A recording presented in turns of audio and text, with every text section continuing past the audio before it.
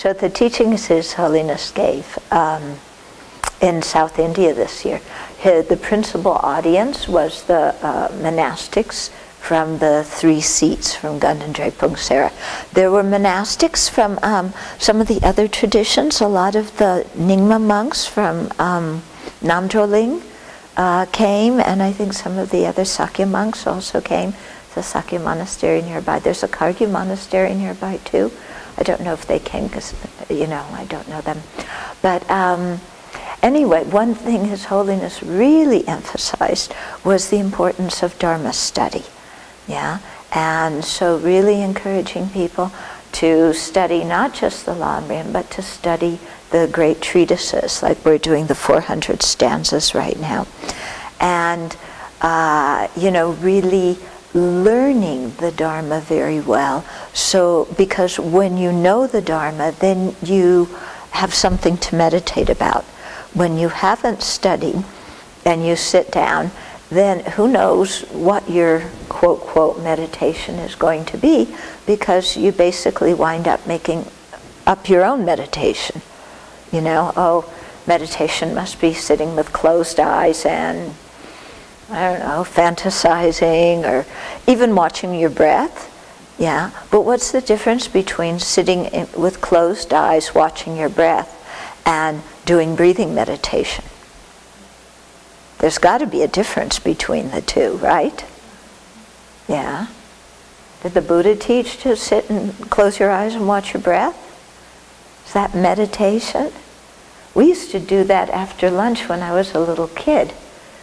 Yeah, when we came in from recess and we were all wild, teacher told us, do you remember? You came in, you put your head down, and you watched your breath. Yeah? I don't think that was breathing meditation or meditation on the breath.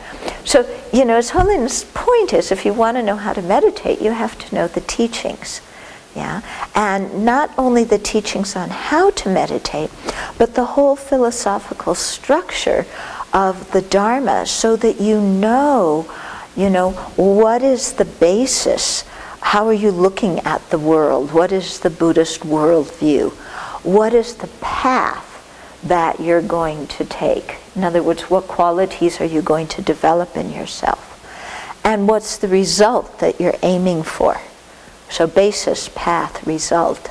Yeah? So we have to know all these things, so that then when we meditate, our meditation, first of all, will do it correctly, and second of all, it'll come out with a good result. If we don't know what we're doing, we can meditate and come out with some really strange results. So, for example, I met somebody who was doing Zazen meditation, and when he was doing Zazen meditation, he came to realize that God existed.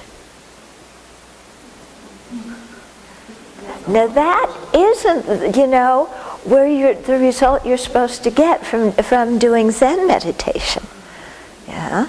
So he knew, you were supposed to watch your hara and do this and that and the other thing, but he didn't know the whole philosophy. He just had the technique. So learning the meditation technique is not sufficient.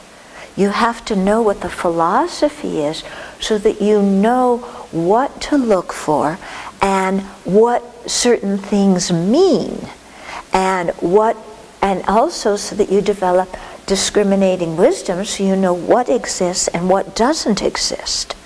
Because if you don't have any wisdom about this, then you come to all sorts of wrong conclusions. Okay? So it's not just learning the techniques, it's learning the whole philosophy, the basis, path, and result. And so His Holiness is really encouraging us to do that, so that our practice would be successful. Okay? So he didn't mean that we all had to learn Tibetan and do debating, I mean, if he talked like that, it was because he was talking to 20,000 Tibetan monks, and that's what they were doing, and if he didn't say that, they would all leave the monastery, and do whatever he said to do, So, but still the message of the importance of study and really learning learning about things, learning about how the mind works, What are the kinds of mind? What is virtue and non-virtue? What is a conceptual and non-conceptual minds? And what kind of minds are useful for us? What are realistic concepts and what are unrealistic concepts? Yeah. And so if we learn all of this and we begin to question how things exist, then when we meditate, we can understand, where we're going in the meditation, and we can understand whatever experiences we have. Okay?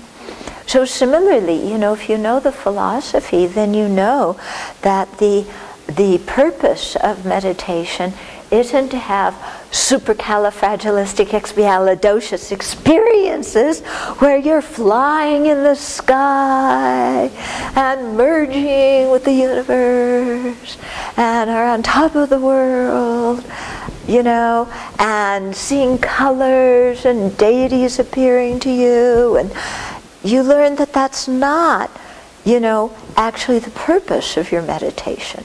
The purpose of your meditation is to purify your mind, to develop a kind heart, to understand the nature of reality. Yeah? Okay, when you're an advanced meditator, maybe, the Buddha appears to you. That's great. But you don't, after your meditation session, go, wow, guess what happened to me? Because you've already heard that diminishes the effect of your meditation if you go around like that. Okay?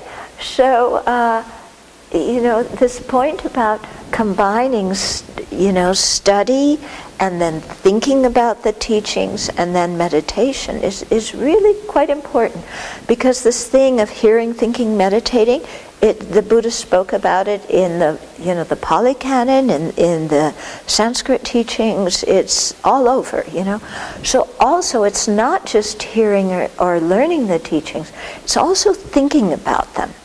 So that means that when you hear oral teachings, you go back and you review your notes. Or if you didn't take notes, because your preferred way is to just listen to it the first time, then you go back and you hear the teaching again and take notes the second time so that you can really remember the important points. And then you go back and you study these points and you think about them. Yeah, you don't just memorize 1, 2, 3, 4. You think about whatever it was that you heard in an oral teaching. Okay? And you really try and integrate it with your life and understand it on a deep level, not just intellectually. And then, of course, you go on to meditate about whatever it was that you learned and you thought about. Okay? So this is what His Holiness was guiding us to do in his teachings.